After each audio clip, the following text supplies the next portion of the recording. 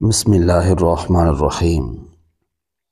سن 6 ہجری میں حضور اقدس صلی اللہ علیہ وآلہ وسلم عمرہ کے ارادے سے مکہ تشریف لے جا رہے تھے۔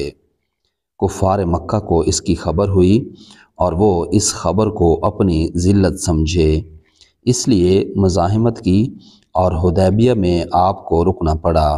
جانثار صحابہ ساتھ تھے جو حضور پر جان قربان کرنا فخر سمجھتے تھے، لڑنے کو تیار ہو گئے، مگر حضور نے مکہ والوں کی خاطر سے لڑنے کا ارادہ نہیں فرمایا اور صلح کی کوشش کی، اور باوجود صحابہ کی لڑائی پر مستعدی اور بہادری کے حضور اکرم صلی اللہ علیہ وآلہ وسلم نے کفار کی اس قدر رعایت فرمائی کہ ان کی ہر شرط کو قبول فرما لیا۔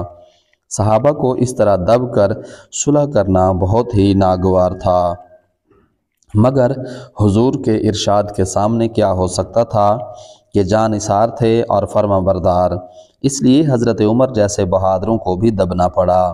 صلح میں جو شرطیں طے ہوئی، ان شرطوں میں ایک شرط یہ بھی تھی کہ کافروں میں سے جو شخص اسلام لائے اور ہجرت کرے، مسلمان اس کو مکہ واپس کر دیں، اور مسلمانوں میں سے خدا نخواستہ اگر کوئی شخص مرتد ہو کر چلا آئے تو وہ واپس نہ کیا جائے۔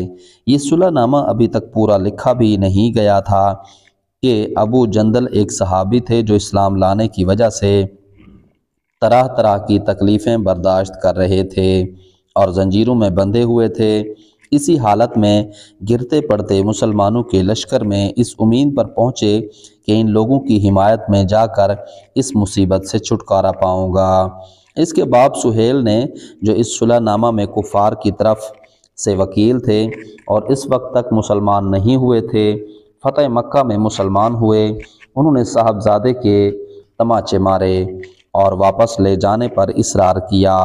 حضور نے ارشاد فرمایا کہ ابھی صلح نامہ مرتب بھی نہیں ہوا، اس لیے ابھی پابندی کس بات کی، مگر انہوں نے اس بات پر اصرار کیا۔ پھر حضور نے ارشاد فرمایا کہ ایک آدمی مجھے مانگا ہی دے دو، مگر وہ لوگ ضد پر تھے، نہ مانا۔ ابو جندل نے مسلمانوں کو پکار کر فریاد بھی کی کہ میں مسلمان ہو کر آیا اور کتنی مصیبتیں اٹھا چکا، اب واپس کیا جا رہا ہوں۔ اس وقت مسلمانوں کے دل پر جو گزر رہی ہوگی اللہ ہی کو معلوم ہے، مگر حضور کے ارشاد پر واپس ہوئے۔ حضور نے تسلی فرمائی اور صبر کرنے کا حکم دیا اور فرمایا کہ عنقریب اللہ تعالیٰ تمہارے لیے کوئی راستہ نکال لے گا۔ صلح نامہ مکمل ہو جانے کے بعد ایک دوسرے صحابی ابو بصیر بھی مسلمان ہو کر مدینہ منورہ پہنچے۔ کفار نے ان کو واپس بلانے کے لیے 2 آدمی بھیجے۔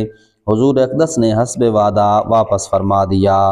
ابو بصیر نے عرض بھی کیا، یا رسول اللہ، میں مسلمان ہو کر آیا، آپ مجھے کفار کے پنجے میں بھیجتے ہیں۔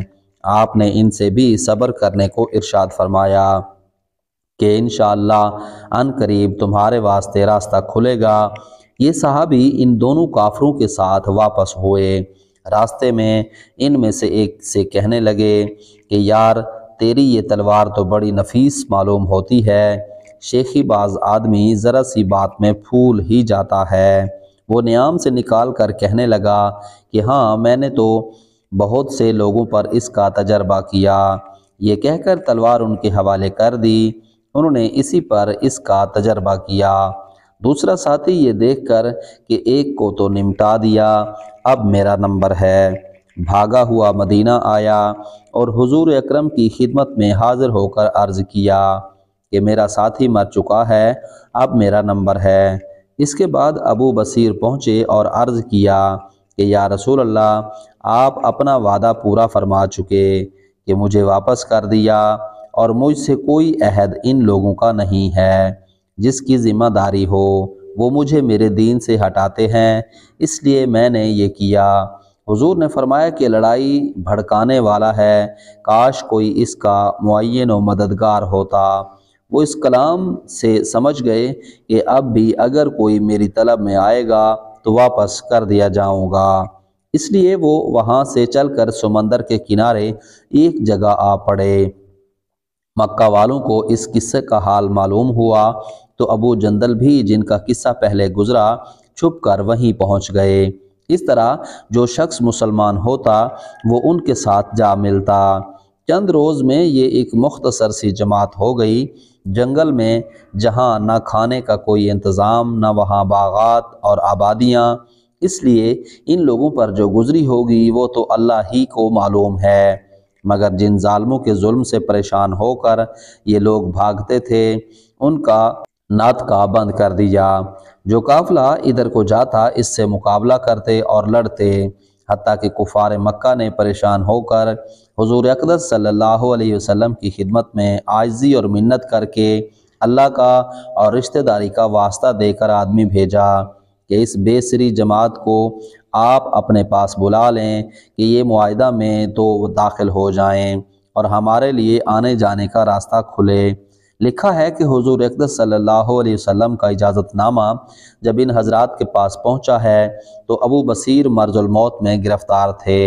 حضور کا والا نامہ ہاتھ میں تھا کہ اس حالت میں انتقال فرمایا۔ رضی اللہ عنہم ورضوا عنہ۔ فائدہ: آدمی اگر اپنے دین پر پکا ہو، بشرطے کہ دین بھی سچا ہو، تو بڑی طاقت اس کو نہیں ہٹا سکتی۔ مسلمان کی مدد کا تو اللہ کا وعدہ ہے، بشرطے کہ وہ مسلمان ہو۔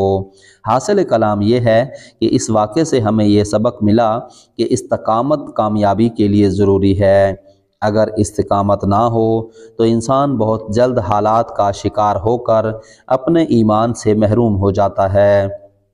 چنانچہ ہمیں بھی چاہیے کہ زندگی کے ہر موڑ پر اپنے ایمان پر استقامت سے ڈٹے رہیں۔